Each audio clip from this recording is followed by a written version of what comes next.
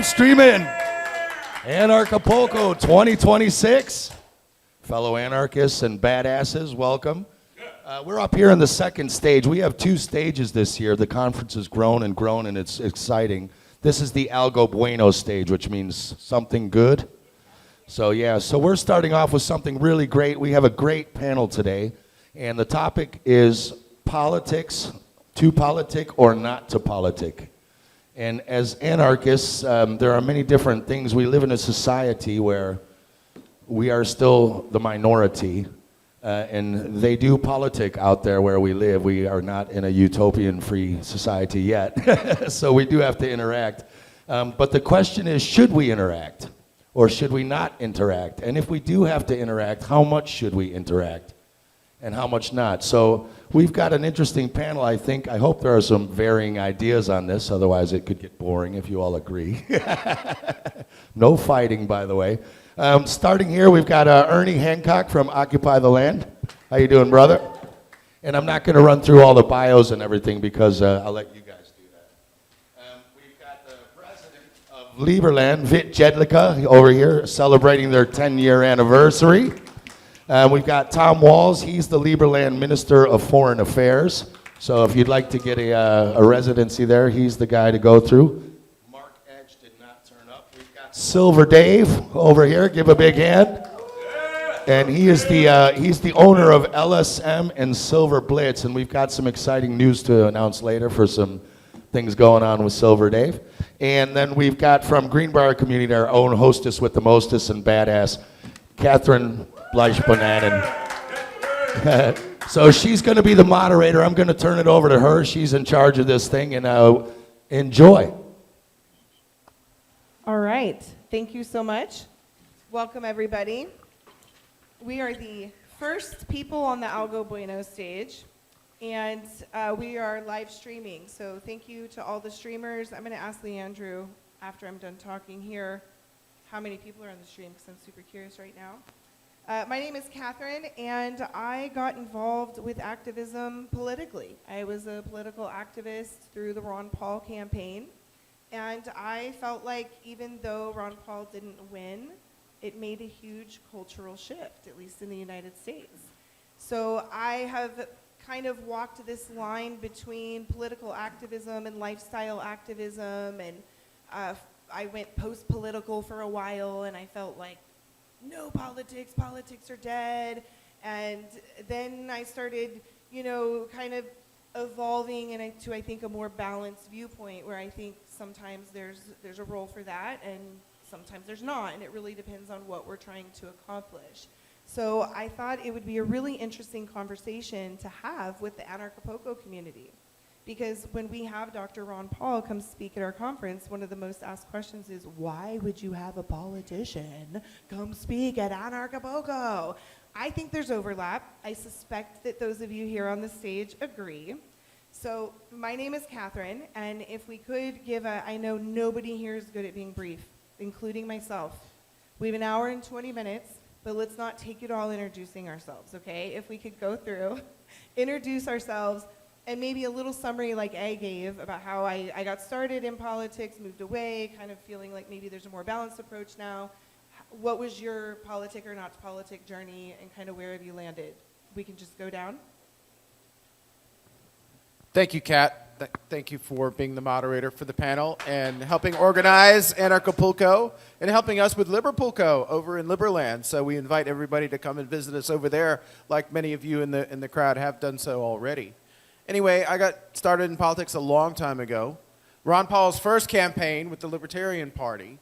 And I was involved with the Libertarian Party for a long time. I even worked at the Libertarian Party headquarters in Washington. Third parties is very difficult for them in the United States because of the two-party system. It's hard for them to even get on the ballot. They have to expend so many resources, gather so many signatures, and pay so many fees just to get on the ballot for people to vote for them. That's where all the energy and resources go. So I got involved. I helped found a group called the Republican Liberty Caucus, a group of libertarian Republicans, and we supported Ron Paul when he came back to Congress. We supported his son Rand Paul when he got elected to the Senate. We supported people like Justin Amash, who was great congressperson from Michigan. Also Thomas Massey, who's still in there fighting the good fight. One of He the is few people. slaying dragons right now. One of the few people I mean, how who's still in there. timely. And we got to actually went to Thomas Massey's office in Washington a few years ago and sat down and talked with him. And you met with him again last year at Freedom Fest. So he's a great guy. So you do have to work in politics, I think. You don't have to embrace the whole system, obviously. And obviously we don't endorse the whole system, but we do have to work with them. And as Liberland, we do have to work with other countries. Again, it doesn't mean we accept the assumptions of, like, for example, the EU. The EU imposes such regulations and taxes on all its member countries. We would never want to be part of that. Although we would want to trade with them. We would want free trade with a bloc like the European Union or EFTA, the European Free Trade Area. That doesn't mean we want to join them or accept all their, loads and loads of regulations that they would impose on us. But like we were talking to Prince Hans Adam of Liechtenstein, another small country in Europe that's quite freedom-oriented. Thank you. And he said, well, Liechtenstein and Liberland will be seated next to one another at all these big organizations and meetings, but I don't like to go to those. So we kind of have an ally with Prince Hans Adam II in Liechtenstein. But no, we do have to work with them, and we've sent delegations to many countries and signed memoranda of understanding with some countries. Because we do want recognition, diplomatic recognition on a wider international scale. Again, it doesn't mean we endorse everything another country does, or its government, or its taxation or regulation policies, but we got to work with it. Like you work with the mob. You kind of got to pay them off sometimes, for them to leave you alone. So, anyway.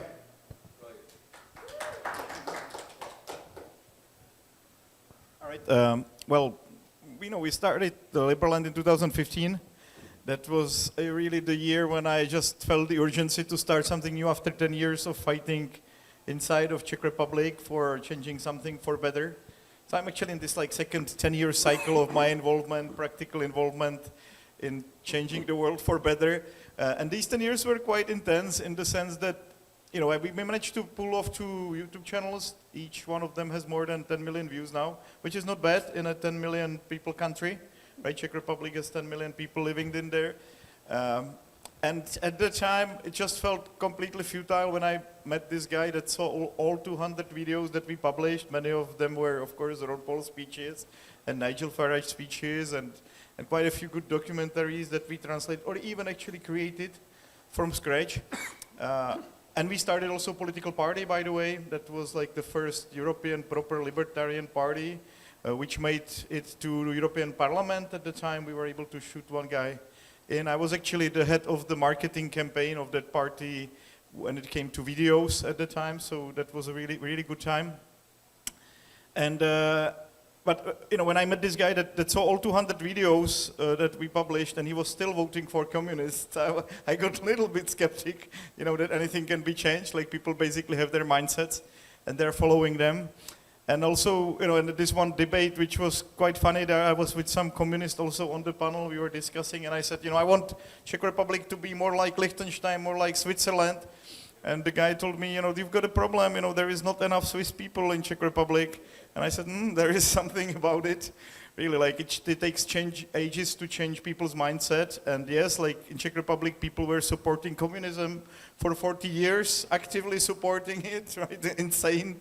So, the people are not gonna, die immediately. No, actually, all these 30 years later, we still have, 2 candidates for presidents, and both have communist background. One was agent, the other one was general in the communist army, and still the nation is split if they support this communist or that communist, still unable to basically untie itself from the past.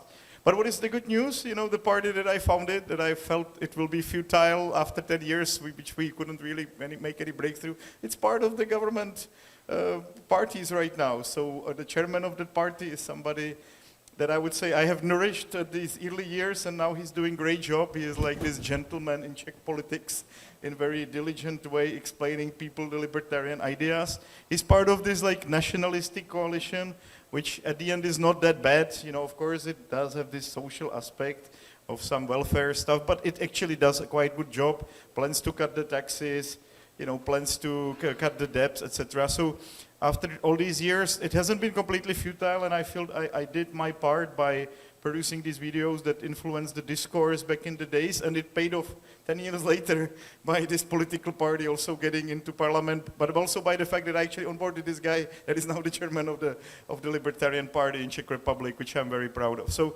and the other guy that we were very close to right now, and that I've been working with on many marketing campaigns actually back in the days.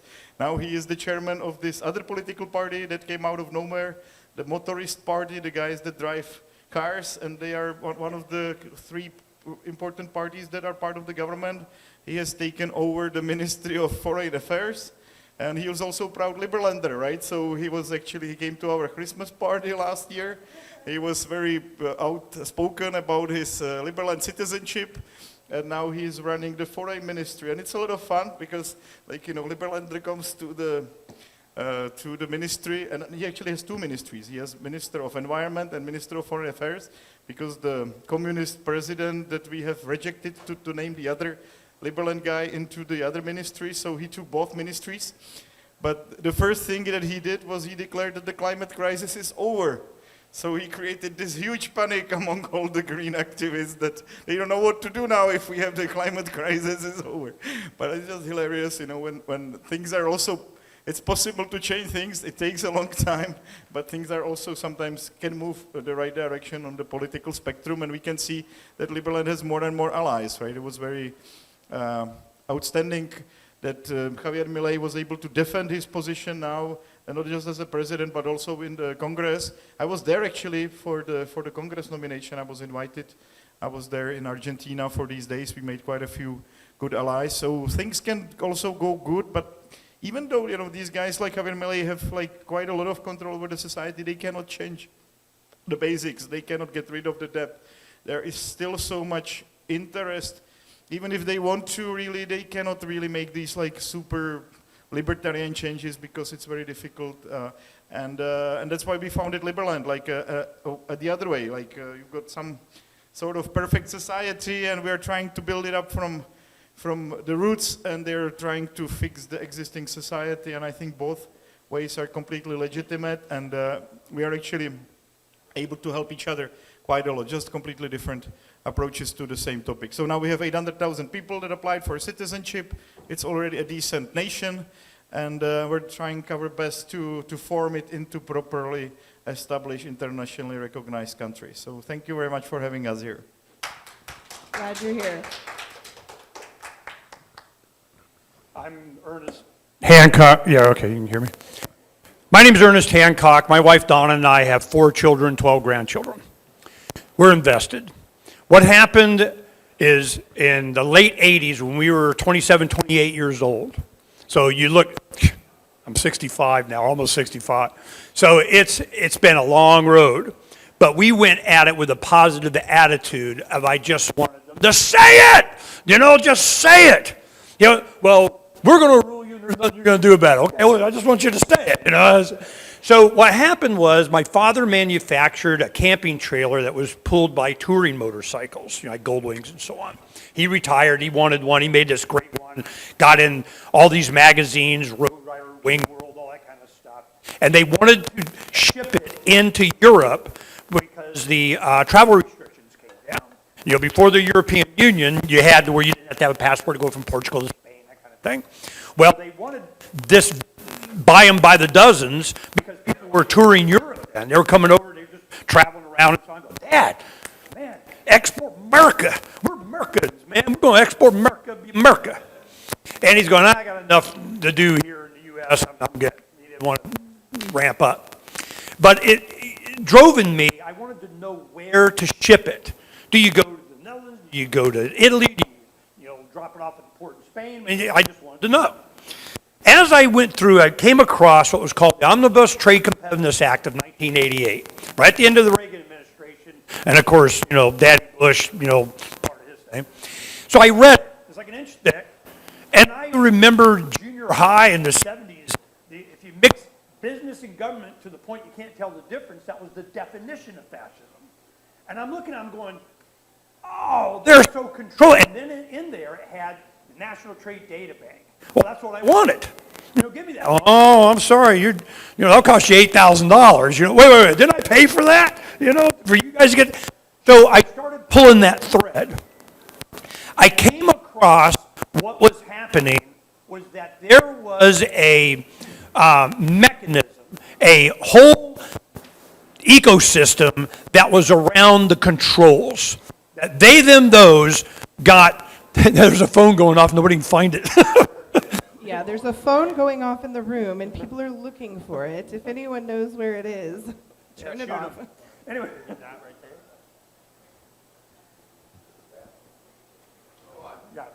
So what happened was, as pulling that thread, I was going, how did they get away with this stuff? It was election law. You may choose from communist candidate B or fascist candidate A. I mean, they didn't care. And it was, we're going to govern you. You're going to get governed. I just want to say, you pick which one, but you're going to get governed. So that's what sent me down this path. And I was Republican because whatever, Reagan, I was young.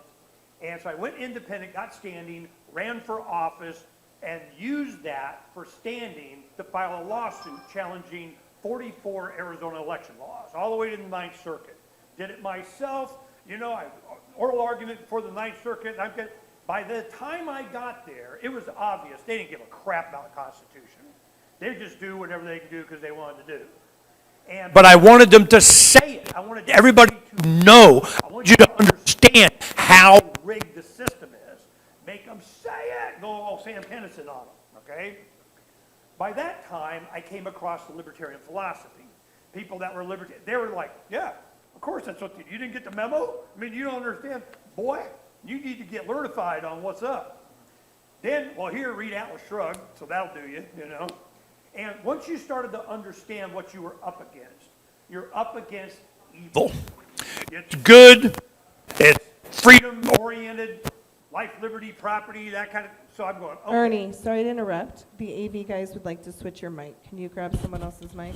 What's wrong with it? Not sure. I just got told. It's because I'm so loud. So what happened was, I'll put it there. Everybody said keep it up here. I'll put it down here. On my board ops, at the radio stations, they have everybody the mic, and then they have a tape down here that says Ernie.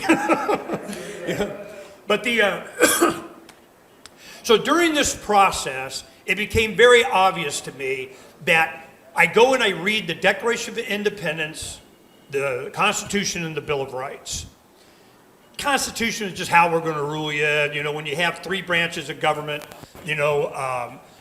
aligned against your rights, you're in a free speech zone. It doesn't really work the way they would have hoped. They may have done the best, but they did the Bill of Rights to not have another revolution. They go, whoa, we're going to, the 10 thou shalt nots of government kind of thing.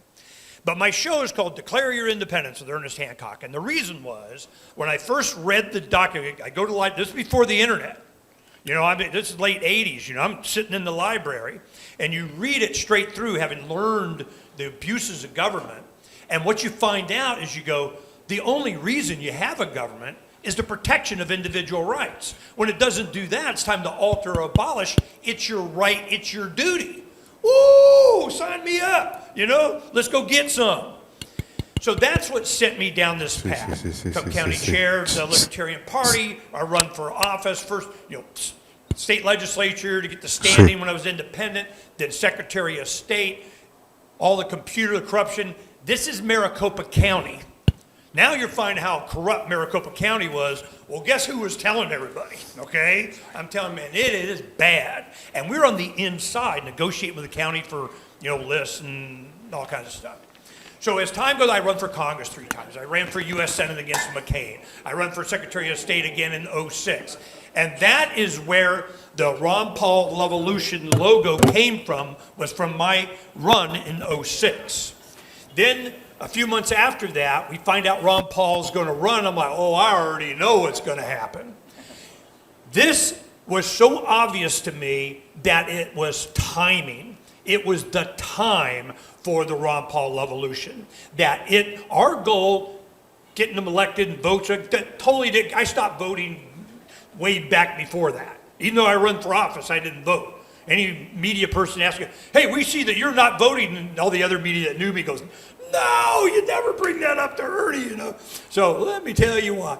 So what happened was, I understood it was how long could we keep them up on that podium?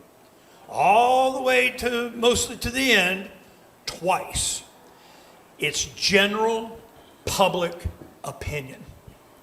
You drill on that. All the things that we do is just to get people educated on why you're here. What is it that you're really advocating for? In another presentation, I go in more detail, but I just want you to understand, as a young man in his 20s, I just was tired of being lied to. So Freedom's Phoenix, our main news portal, is just uncovering the secrets and exposing the lies. Well, then you start getting lies exposed and you start finding out. And the tsunami that is coming, and it's generally going to be, it's always economics. You know, Silver Dave is going to help us with that. But I'm telling you, from my experience of 40 whatever years me doing this, it is now, it's been building up to now. There is a tsunami of opposition coming. Are you going to convince everybody? No. Because I used to think if everybody knew what we knew, they'd all be libertarian. It was the older guys that go, no. There are some people, they are just captured. They're just predisposed to tell me for convenience, or I totally agree and sign up to whatever. So this is the time. It's now. It's been now since '08. You could see it coming. Well, I just want to make sure people understand why we did occupy the land. The technology is there and such that we can do without the grid. Liberland, there's technology for them. We're living a first, world life, and we're not plugged in. So politics or not politics? The simple answer is this. Every 2 years or 4 years, there's about 3 months that people are paying attention. They click, all right, I'll read your crap. I got your mailing, your stack of this. I'll look at the whatever. What does this debate say? And with the internet, you can do that. So in that 2, 3, 4 months, and now with early voting, they drag it out, but that's when people take a look. You got to be clean, you got to be clear, you got to be principled, and you got to be consistent. This is why I knew Ron Paul was going to take off, because he's been saying the same thing forever. He just came off of Tucker Carlson. They're going, wow, you've been saying the same thing forever. Yeah. He's right. He was always right. We're right. Now we just need to find our community and help each other and survive what's coming.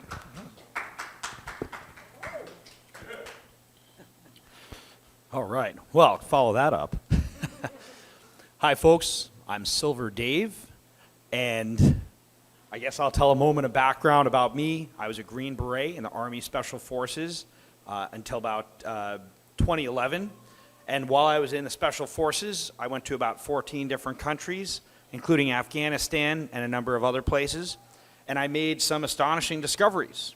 I found out that the wars are complete frauds. Also, that the purpose and the reason behind the wars are also complete frauds. Then I found out that the monetary system was also a complete fraud, and that the monetary system had previously been based of silver, gold, and copper coins, which had an actual value. Note, metal, particularly silver, gold, copper, the value comes from its usefulness as a material to make things out of it. And this microphone, for example, has silver and copper in it. It would not work without those metals. Your phone, your computer will not work without those metals. Your clothes would cost a lot more if not for the little pieces of silver in the automated panels that mass produce it. So with that being said, I discovered that the money, silver, gold, and copper, had eventually been replaced with paper tickets that were printed by the king. And the king was allowed to print the paper tickets. But if you print the paper tickets, guys in black suits and helicopters will come in the night for you. So, that being said, I decided that after finding out that the wars and the whole system was so fraudulent, I decided that there's no way I was going to work for the government anymore. And so I said, there's no way I'm going to do this. That's it. Luckily, my time was about to expire, and so I was just going to finish my time and leave. Note that I went to Pork Fest. During that last few months that I had left, I went on leave, and I went to Pork Fest, and I found out that I was not the only person that discovered this. I thought I was the only one in the world that discovered that the government was so corrupt, the money was corrupt. I didn't know anyone else. And I went to Pork Fest and found out there were hundreds or thousands of other people that also realized that, and it was amazing. And that really sealed the deal for me. I actually moved to New Hampshire. And I'll just add that when I was getting out of the Army, they offered me all kinds of things to stay. They said, oh, Dave, how are you going to get out? You're halfway to retirement. We can get you a job at the embassy in Bangkok for a year. It'll be so much fun. We'll get you any school slot you want. And I said, nope, no way. Thank you, but thanks, but no thanks. So with that being said, I said, I'm not going to work for the government anymore. Instead, I want to create a solution. I want to be part of a solution. And so I decided to start a silver company. And my focus with the silver company was to solve a problem, and that was that most of the silver and gold that was out there that you could buy was in bars, large bars or rounds that were too big to spend. And then there were some mints that were making little coins, little 1/10 ounce silver, but they were selling it for double the spot price of the silver. So it wasn't advantageous to buy it. So we said, okay, well, we're going to figure out a way to make this product and make it so it actually is smart to buy, so that you can buy silver that you can spend for a price that gets you close to the market value of the metal. So it serves as both a dollar inflation hedge and a barter tool. Excuse me, the lights are wicked bright over there. All right, so with that being said, it's been now this past 15 years that we've been building. I actually had to have a first company for the first 5 years. We ran the company, we made 1 million pieces of silver. We ended up having to sell the company to another bigger silver refinery, learned a ton of lessons. I wasn't a businessman, so I didn't know about that kind of stuff, but I had a lot of willpower. Then I went to a silver refinery, spent a year there, and learned and took notes of everything they were doing. Then came back to New Hampshire and started another silver company, but with the learning lessons. And now our current silver company, we've been doing absolutely tremendous, especially this past few years. Things are really cranking. We've been making a product called Silver Bits. And the idea is you can just hand it to a guy and trade for goods and services, regardless of the condition of the financial system or internet access. And so far, we've made millions of these silver bits, and now we have a new factory coming online in a few months that's going to exponentially increase our production capacity and give us a higher quality product that will be fully coined instead of stamped. And now that I've told you all that,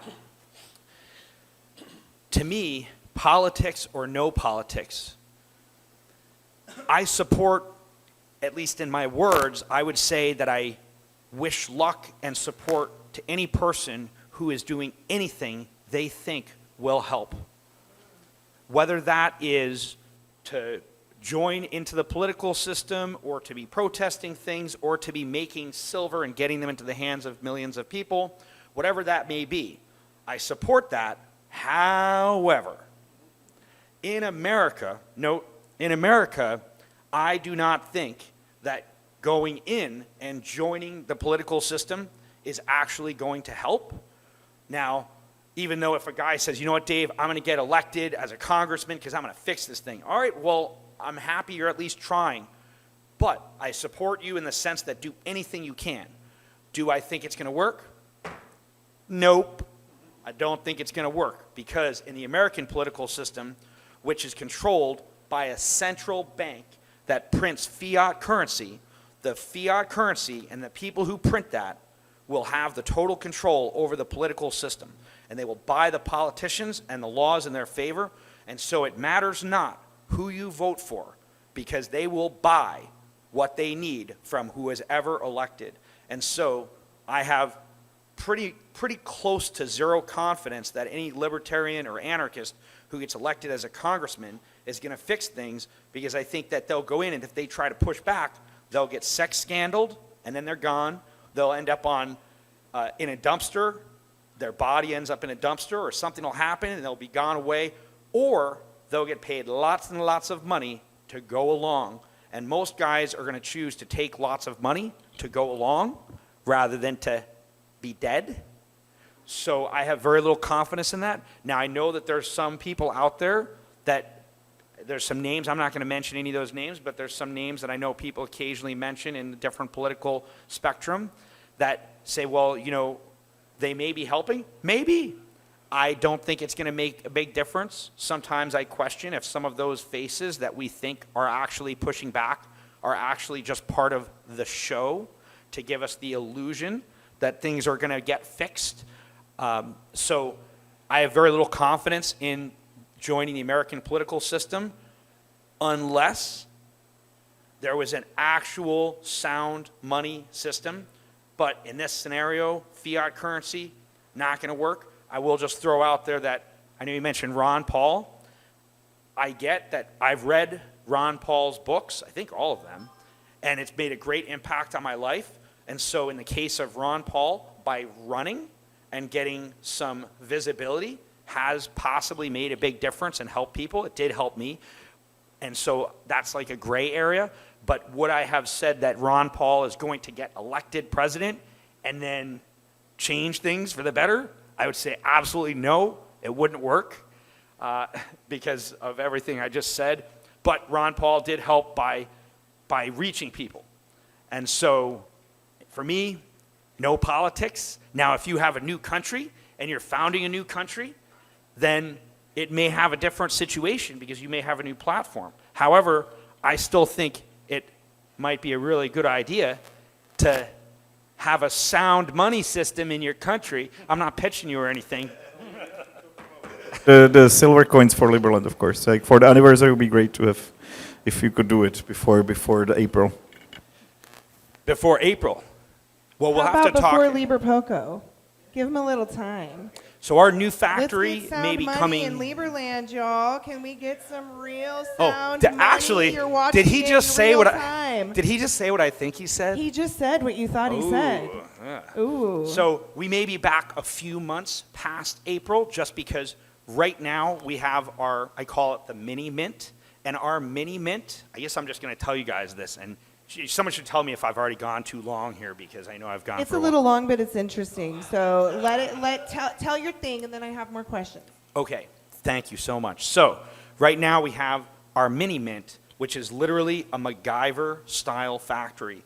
It's 3 shipping containers connected together, insulated, electrified, piped, plumbed, little chimneys, homemade melting furnaces, invented equipment, and I got a production crew in there right now, and they make approximately 25,000 silver bits per week with a 1-shift crew. However, that means they can only produce approximately 100,000 silver bits per month. And my problem is that we sell all of them. We can't make enough because our retail thing, it's actually really good. I am happy. It's taken us 15 years to become an overnight success. So they're making 100,000 of these, but we're selling them all in a retail market and with our rinky-dink website that's getting upgraded in the next few weeks as well. But the online dealers, they've literally been messaging me, jmbullion.com, these other guys, they messaged and were like, oh, yeah, we actually can't sell you any, but here's some more pictures of them just so you know what they look like. So, but in a few months, our new factory comes online. And when our new factory comes online, not only will we have a lower production cost to make the product, much lower, we'll also have a higher production quality in that we will have a fully coined silver bits product struck on both sides, reeded edge. And then lastly, we will have an increased production capacity, and that we roughly calculate that with a single shift, note we can have 2 or even 3 shifts at some point. But with a single shift, 4 10-hour days, 1 shift, 1 crew, we can produce approximately 1 million silver bits per week and a half. All right, now that is making change. That is real change right there. And it's not political. And I believe there are many paths to freedom, right? And there's many different strategies we can take. There's a ghostwriter, I don't know their real name, but it's an author named Claire Wolfe, and they've written all these amazing books about how to agitate against the system, how to push back against the state. And she, or he, we don't know, this is a ghostwriter, talks about how you can be an infiltrator, meaning that you can actually go within the system and try to change it from within. You can be an agitator, meaning that you're on the streets, you're protesting, you're in their faces, pushing, in the other direction. Or you can be a ghost, meaning that you opt out of the system and you become invisible to them. And I also believe that there would be a 4th type that isn't written about in Claire Wolfe's books, which is a builder. And this is someone who's building a new system entirely, right? Because this is in reference to pushing back against the system. Now, I believe wholeheartedly that when we talk about politics, there is a difference between national politics, especially in a country as big as the United States, which has so many states coming together. There's a difference between that and state politics and local politics. I found really good success pushing back at the local level. We got rid of red light cameras in Kansas City, Missouri, for example.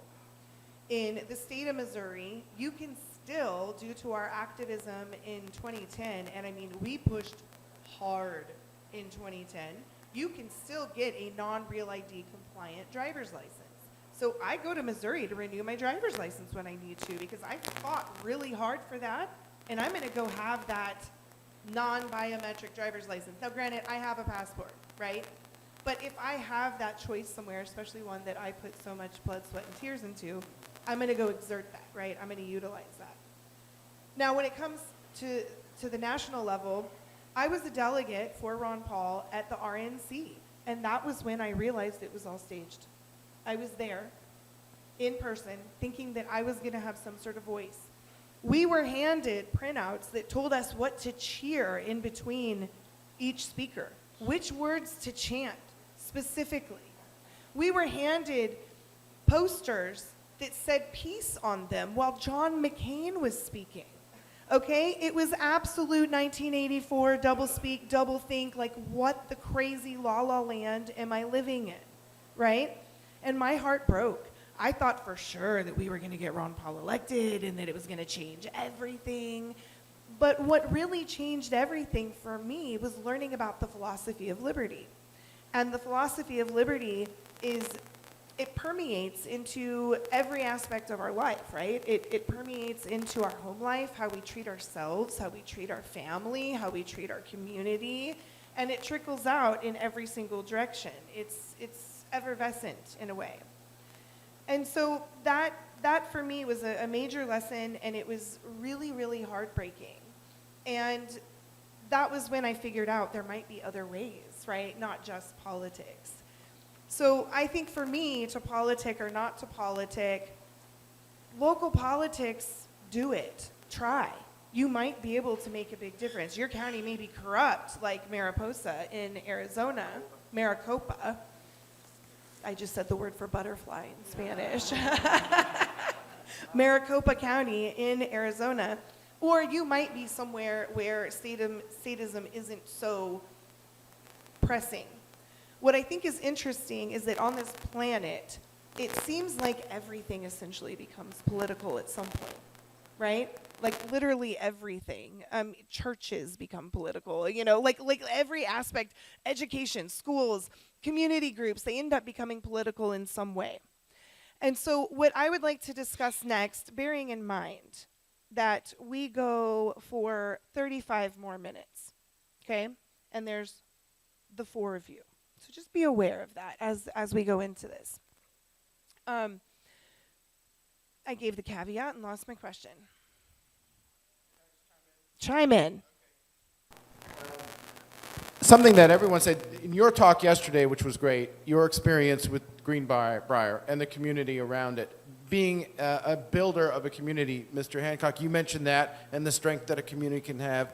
And you, Dave, you're actually building something great, something that people can use, and something that's, apparently very profitable. It's really important to be a builder. You could be a thinker or a talker or a complainer, but what does that get done? The builders actually get stuff done. We're trying to build we're also a community. We're not just a country, a virtual country. We're an actual community of people. And we're so proud of the fact that there are many people here at Anarchapulco who are part of our community. And there's such a great overlap. And we want to strengthen those ties and keep building on that. Because everybody lives in a community. And you're a member of that community. And you are part of that. And people who build are the ones who contribute. And that's the most important thing to remember. I mean, in the libertarian movement, liberty movement, there's a lot of people who think a lot. They're really ideological. I've been through that phase. I was in college and, reading Rothbard and Rand and all that stuff. Yeah, I know all that stuff. Those questions are settled for me. Let's build something. So, and I think people here at Anarchapulco, they're really imbued with that spirit, which is really refreshing. That's why it's so great to be here in person with everybody here and in beautiful, beautiful Mexico. It's just a great time, and we thank you guys for having us. Yeah, I think creating lifestyle activism became really important to me after the whole Ron Paul thing, and I realized that political activism, it has its limitations, right? But I have come to a point where I feel like I'm ready to get more involved politically, which is why I wanted to do this right here. I'm personally not in a position where I can move to Europe right now, right? But I love what Liberland is doing. I am a huge supporter of that. I'm not in a position to transition my life to only engage in silver right now, but you're paving the way for the rest of us, right? You're creating the actual, you're architecting the next financial institution, right? And with the food systems and all these things, like we need to grow these things. But I have found for myself, and this is, thank you, you brought me back to what I wanted to say or ask. I have found for myself that I'm re-engaging locally. So I'm teaching a good citizenship class to homeschoolers. And I've got the mayor of Bastrop County coming out to meet us, right? And we're going on a visit to the state capitol. And I'm trying to teach these children how to get involved where they are.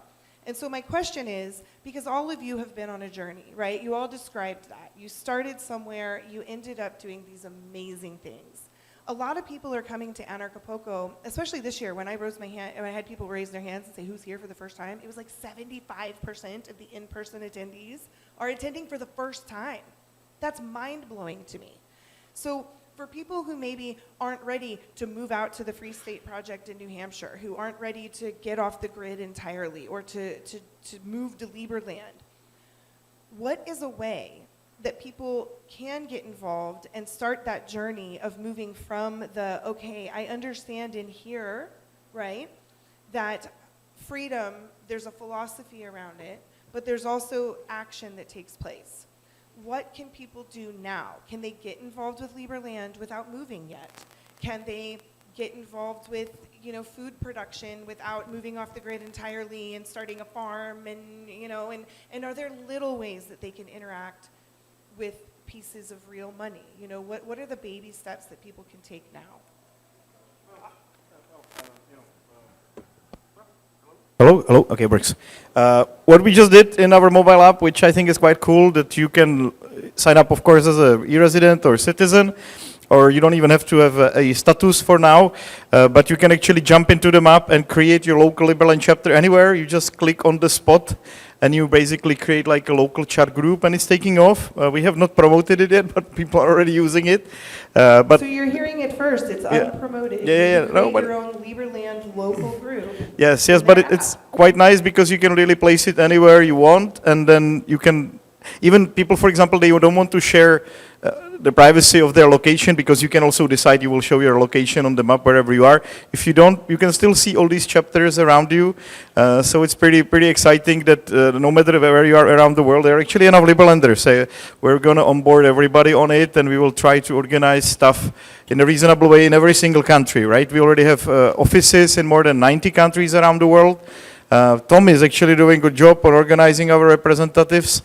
We are going to give these guys a very strong tool that we will turn it into a first decentralized autonomous representative offices in the world. So there will be a yearly election on who is going to run them, and they will have their own budget, basically like a shadow governments in every single country, which I think will be fun that we're doing it for the whole world. But of course we should I feel like that gives a new vibe to the whole parallel institution, right? We're creating our own shadow government. No, but of course, we have to stick with like diplomatic protocols. Don't meddle too much with the affairs of the country. But on the other hand, we're basically showing a way. And what I think is also exciting that we've got more and more political parties that like what we're building, and they're going to use it as well for themselves. We just made a deal with the Turkish political party. We've got a partner in Romania. I hope I will be able to also install it into the political party in Czech Republic. So like install the same completely transparent blockchain governance to everybody. And in parallel, in every country, you'll have like a partner political party that we will do something with probably just to promote the idea, and then we will also run our representative office. I think there'll be very powerful way. There could be Liberland political parties in countries, like where they're running for office on a Liberland platform? Is that what I'm hearing you say? Well, you know what? But you heard it, right? Like actually, Javier Milei was running on the platform that is a general from Liberland coming to save Argentina, and then he won the elections, right?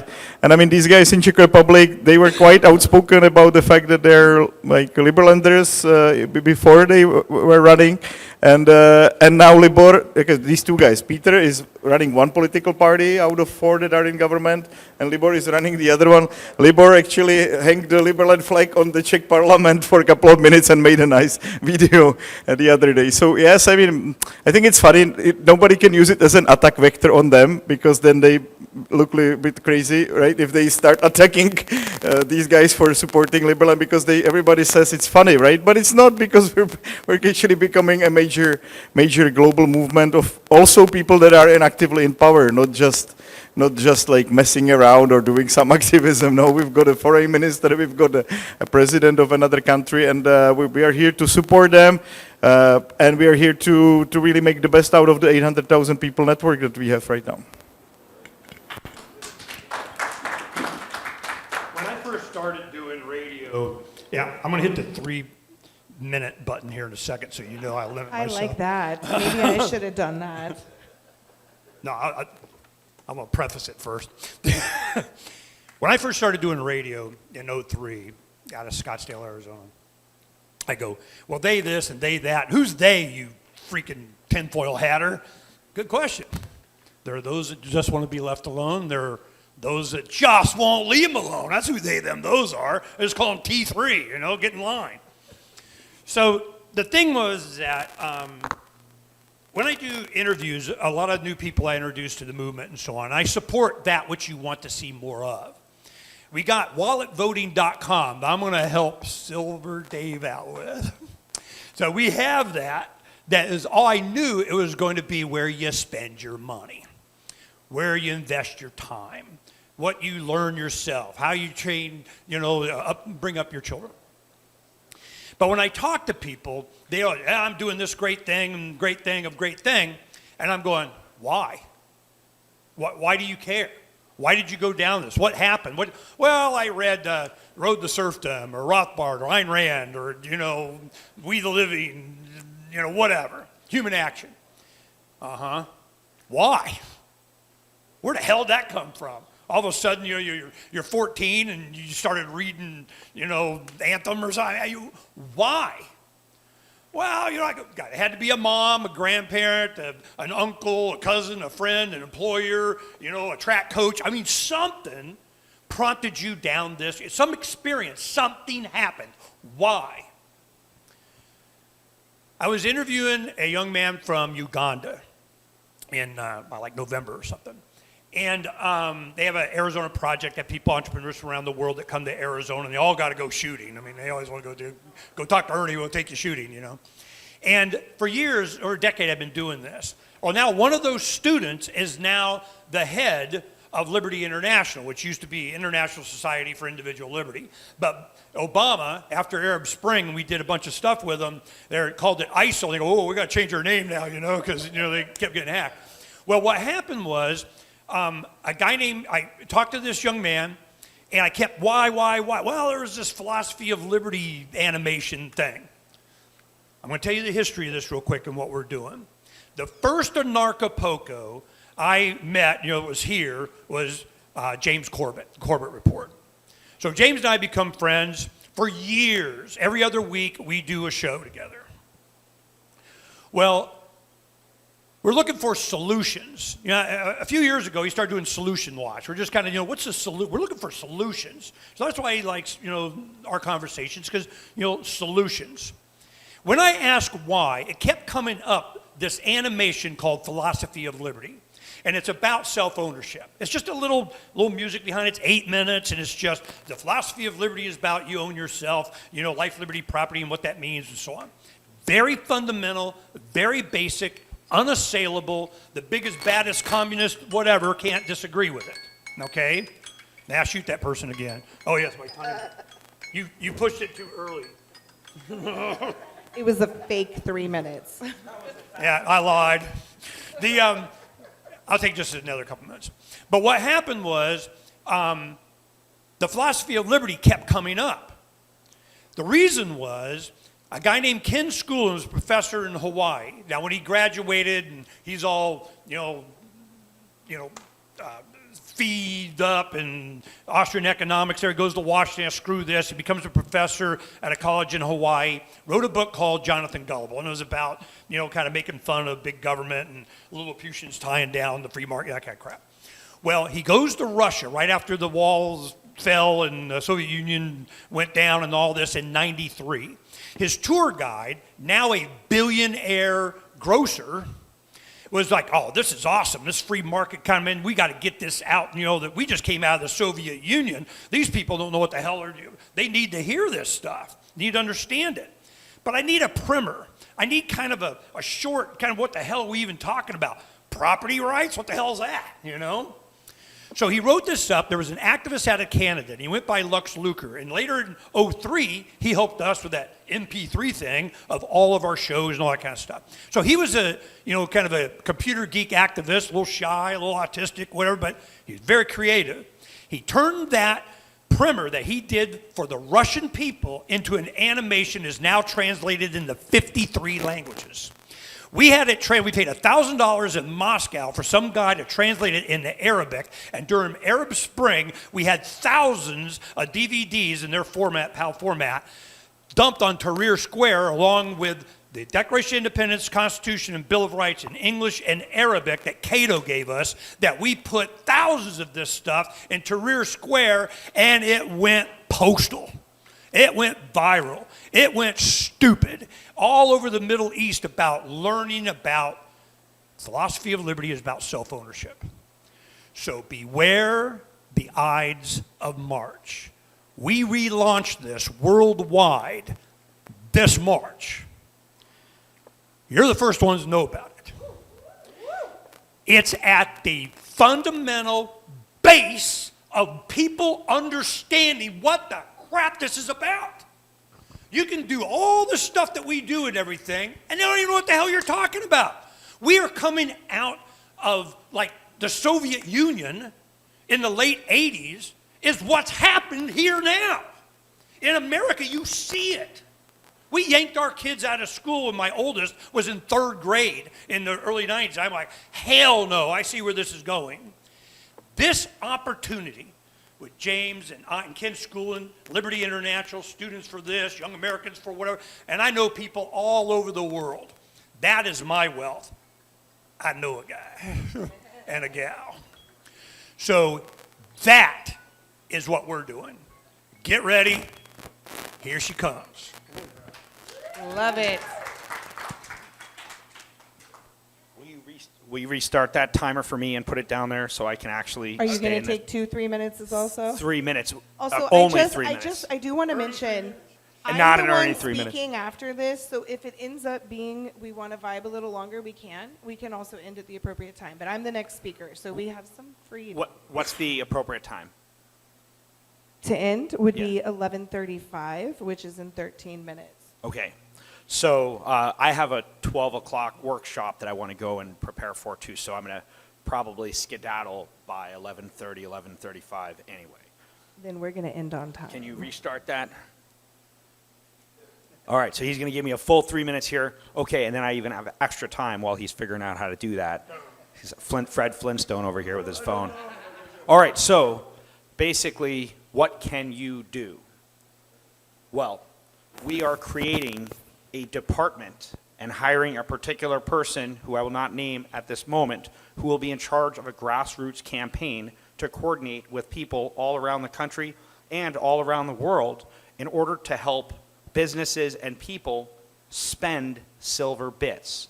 And so, if you are watching this show right now and you exist somewhere on this planet, I don't know what shape the planet is anymore, but if It's you, a potato. it's potato Earth. I'm into cube Earth, but whatever. Anyway, so if you are interested, if you're interested and you want to help in your local community and you want to be some sort of a point person and you want to get involved, we can push resources and information and connections your way as we generate a national list of different businesses, farms, operations that will accept silver, and in particular silver bits, so that we can get it to flow so that it works. Because to me, the way to solve the biggest problem in the world, and I often refer to the central bank fiat currency, the biggest problem in the world, almost all the other things are just symptoms of it. And so in turn, I think that the answer is to not try to get rid of a bad system, but rather instead to create a better system, and then that system replaces the worse system. So we will be generating massive national list of different places you can spend the silver. Eventually, we'll probably have an app so that wherever you are, you can say, oh, well, where can I go and pay with silver? So it's activism, and you can make a difference. So if you are watching this and you want to be involved in this, if you want to be involved, go to localsilvermint.com, localsilvermint.com, and send us a message. Say, I saw you on Anarchapulco, and I'm interested in helping spread silver in my area. Here's my contact info, or tell me whatever you want in there. One of our guys will see that, or gals, they'll see it, and then we can connect so that we can try to connect with people all around the country and all around the world who can help their local community figure out how to take and receive and spend silver bits, because it's hard for a lot of businesses. They say, well, how do I do this? Because I need to buy back in for my merchandise, or how do I pay the slave taxes on my sales when I take silver, or is it illegal to take silver? They don't know. So we'll create that support network. But if you want to get involved, send us a message, localsilvermint.com. Send a message so that we can connect. And that's something you can do. Dave, 2 things. 1, I want to be involved. This is my email. I'm sending it. Email 2, received. I have a brand you may want to use. So you may or may not know this. Back in the day, I bought a bookstore with my ex-husband, the Brave New Books. It was an anarchist bookstore in downtown Austin. I heard about that. And we had what we called, and if you want it, you can use this term. We had the black and yellow pages. And we created a list of places. You got it, right? We had the I black like and, that. Do you guys remember the yellow pages, like when they actually listed phone numbers in a book? We started a black and yellow pages, and we went around Austin. And this was when, like, Bitcoin was really new to us, and we were getting businesses set up to receive silver. And we literally debated, should we add Bitcoin to the black and yellow pages or not? So it was a listing, and it was, will they take silver, yes or no? Will they take barter, yes or no? And then eventually, like 2 years in, we added Bitcoin. Take the brand, run with it. I no longer own the website, but if you want it, black and yellow pages. Score! So that's nice. Enjoy. Wow. Thank you. I knew it was going to be a great day.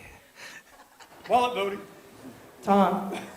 By the way, we could actually, at all these places, we could integrate it. You could use our app, or you can integrate it so that will show up on in our map. We actually already have Bitcoin places where you can spend it, but we could add the silver places fairly easily. So you don't have to develop the app, and you would just have a link where people would jump and immediately see all the places that you can sell silver.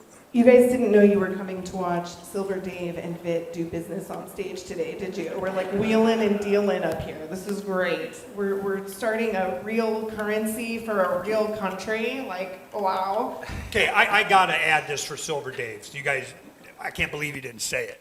Oh. I sent him 100 ounces.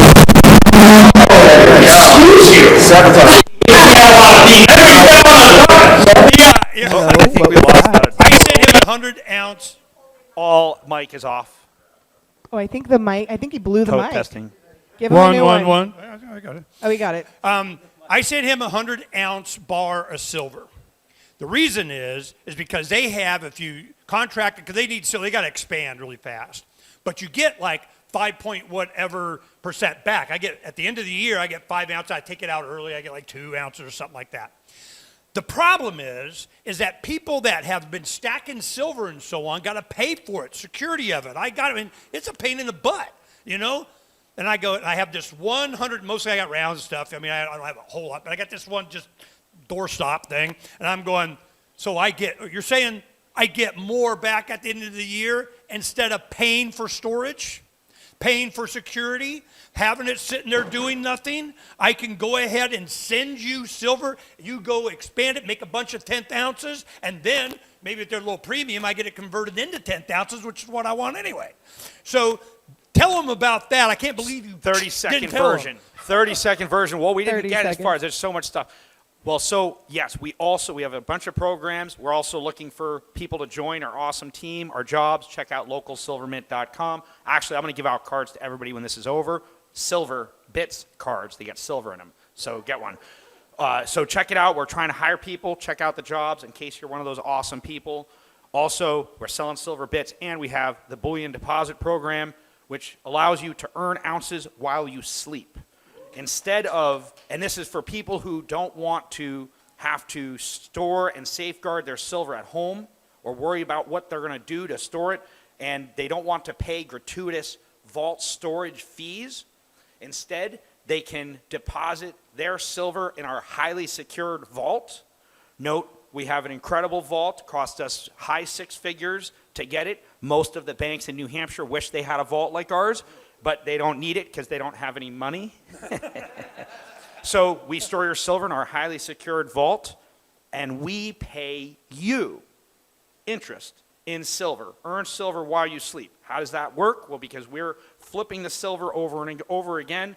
We're selling it and buying it again. We're melting it, making it into bits, receiving more silver, making it into bits, sending them to other sellers. And so because we're flipping the silver and making money on it, so do you. And that's our bullion deposit program. You'll get a card that tells you more. Thank you for listening. I'm Silver Dave. Stack it up. Yeah. All right.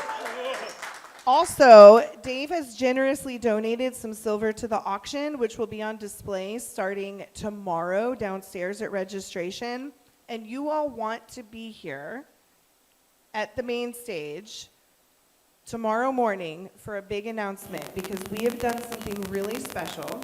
We have a gift for everybody, and it includes a lot of what we talked about today.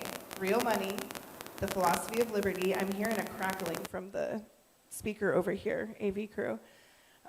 It includes the philosophy of liberty, it includes real money, and it includes our heart, soul, love, and artistic expression. So we have a really cool giveaway gift, and we are so, so grateful. Now, I got the 5-minute cue 2 minutes ago. It was such a good idea that she had. This was her idea. It was so good. Wait till you see it. You want to be here tomorrow, I promise. It's epic, mega, viral, amazing. Okay, so... We solved that bank thing for Lieberland.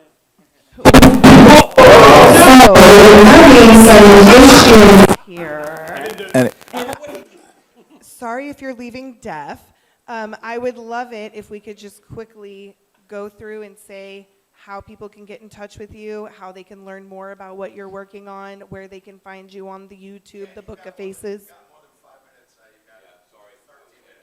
Oh, I got a bad cue. That's okay. We're okay. We're rolling with the punches, y'all. This is, these people love more time. We are not complaining. All right. So, with that being said, any final words you would like to say, plus what I just asked of where they can find you, your website, your social media, etc.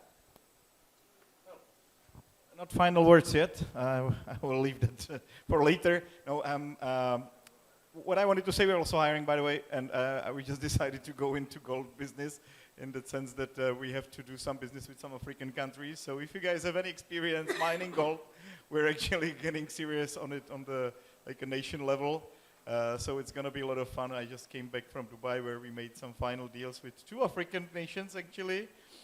So just hook up if you have experience, because we already have a good team of experienced miners. And yes, they actually ask us, you guys want to get recognized, you should do some economic activity. You could do this, and that. And I was like, okay, so this pays off in 5 years, this pays off in 3 years, this pays off in 2 months. We're going to go for the 2 months option. So if you guys are into gold mining, please contact me. That's one of the fun things. And of course, if you are into settling Liberland or visiting Europe, then please, visit us for anniversary. That's a very important event, 13th of April. And we also have the Liverpulco doing with Kat here. She's a great organizer of it. I hope we will beat the current Anarchapulco numbers. Let's do that. Let's get 1,000. Let's get 1,000 people down there. I think we had 350 last year, and I think we can easily triple that. So let's go for it. All right. So just my little take on some economic activities in Liberland. Otherwise, of course, we're booming. We are starting companies. I just met guys that start fairly big lottery in Liberland as a Liberland company. They came to visit me in Monerotopia, so we're very welcome also to launch your business in Liberland. That's another great one. So thanks a lot. They can't ignore us if we become so relevant like we're becoming. They can't ignore us anymore. So let's all work together and do that.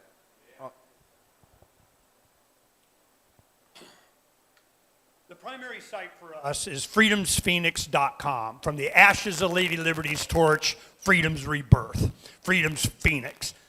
96, we came up with that concept. 05, we started the site. We've been going for over 20 years. It's 700,000 headlines, all kinds of been there, done that. Occupy the land is what kind of separate from all of our activism. We're actually doing it. We're living on the land, 18 acres out in the Sonoran Desert, whatever. We have pirateswithoutborders.com, which is a decentralized philosophy of the technology that allows for this. We started that over 10 years ago, knowing we were going to do Occupy the Land. Declare Your Independence with Ernest Hancock podcast. Now it used to be a radio broadcast nationwide doing that. So freedomsphoenix.com is kind of the hub for everything. But I'm telling you, here it comes. Don't pop the mic. Were you about to say something loud? No, I can go on and on. I'm done. Well, I was just told now we have 10 minutes, so we can actually talk a little bit. Or we could just let Dave. we could just let it. I could do 25-second close, and then we can close it too. Hey, that's fine. I actually would we're- really like it if we could close this and address this speaker in between this presentation and my speech, because I'm hearing a lot of cracking Yes. from this speaker and that loud noise that keeps coming, and that can't continue. So if you guys don't mind, we can take a 5 to 10 minute stage break in this panel a little early and resolve this technical issue. And then we'll be doing a talk about architecting communities of the future. So please, you guys, Liberland, Freedom's Phoenix, Silver Bits, is that the website? Localsilvermint.com? It's both.